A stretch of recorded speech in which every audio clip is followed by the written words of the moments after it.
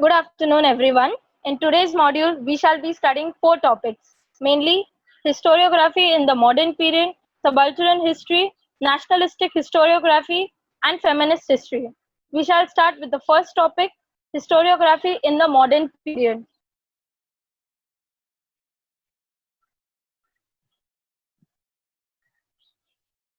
Alexander Cunningham. I have given little more information about him. It is not in the textbook, but if you want, you can note it down. Under the supervision of Sir Alexander Cunningham, many ancient sites were excavated. Excavated means they were explored, found out. He was the first Director of General of the Archaeological Survey of India. He chose mainly the sites mentioned in the Buddhist texts. John Marshall, I've also given more information about him. Because of the discovery of the Harappan civilization, the antiquity means how long a thing, how old a thing is, of the Indian history could be traced to the 3rd millennium BCE or even earlier.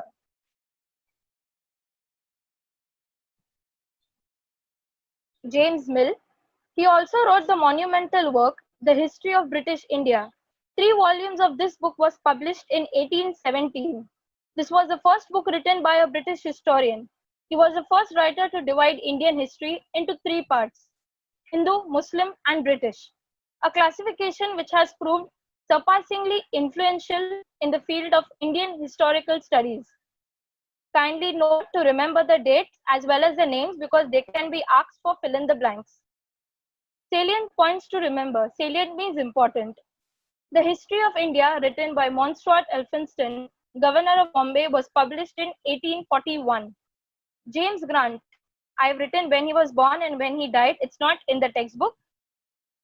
It is published in 3 volumes. He took great interest in the Maratha history of India.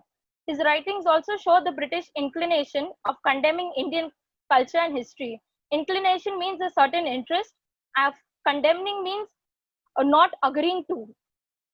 Similar tendency is witnessed in the writings of Colonel James Todd, who was an English-born officer of the British East Indian Company and an Oriental scholar. Wilson Hunter published 2 volumes on Indian history, showing impartial treatment of Indian culture and history. Neelkant Janardhan Kirtane and Vishwanath Kashinath Rajwade, 2 famous Indian historians, exposed the limitations of Grand Duff's writing. Kindly remember these 2 historians' names as they are very important. Now I would like Shefali to continue.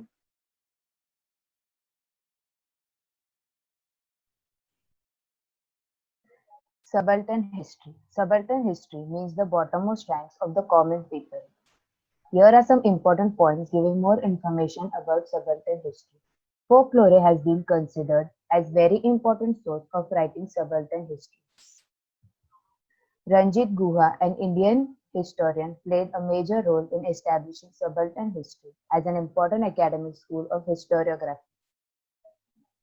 Similar thoughts were expressed by Mahatma Jyotirao Phule and Dr. Babasaheb Ambedkar much before the beginning of subaltern ideology. Information about Mahatma Jyotirao Phule. Mahatma Phule revealed or explained the history of Shudra Atishudra communities in his book Gulamgiri. He drew the attention to the exploitation of women, Shudras and Atishudras under the name of religion. The terms Shudra and Atishudra indicates the bottommost ranks in the caste system. Here are some photos of Mahatma Jyotirao Phule.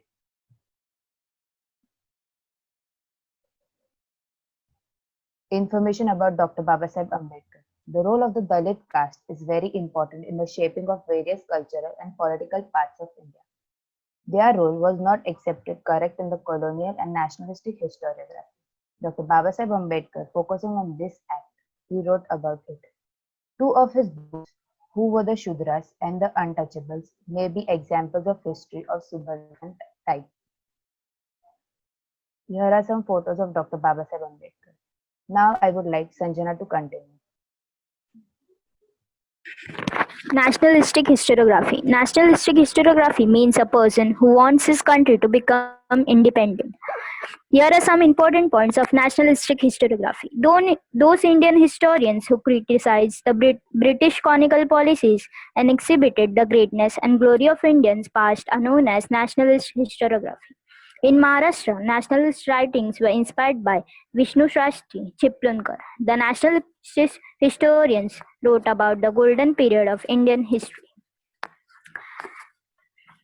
Some famous national historians are Mahadev Govind Ranade, Vinayak Damodar Sarwekar, R.C. Mazumdar, R.K. Mukherjee, Bhagwan Lal Indraji, and Anand Sadishiv Altekar. The nationalistic historiography earned pride among the Indians and helped in tightening the national movement. V.K. Sarwekar wrote a book on the Indian Revolt of 1957 entitled The Indian War of Independence 1857. Here are some pictures of the golden periods of writers. Now I would like to continue Soham and Chinmay. Feminist history. Here are some important points related to feminist history.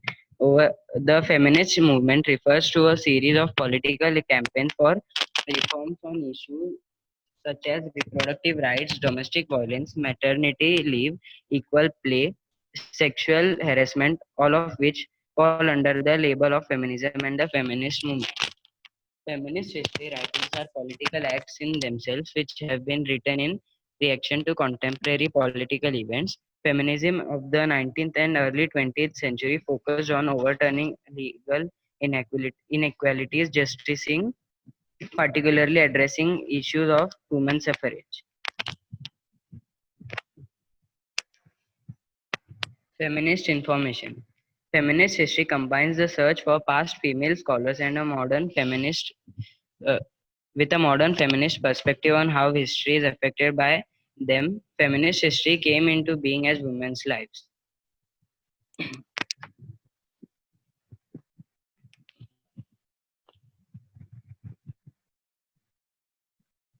Here are some pictures of feminist movements.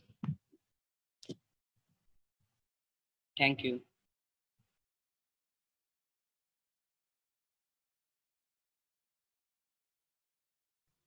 Okay, great. Everyone switch on your video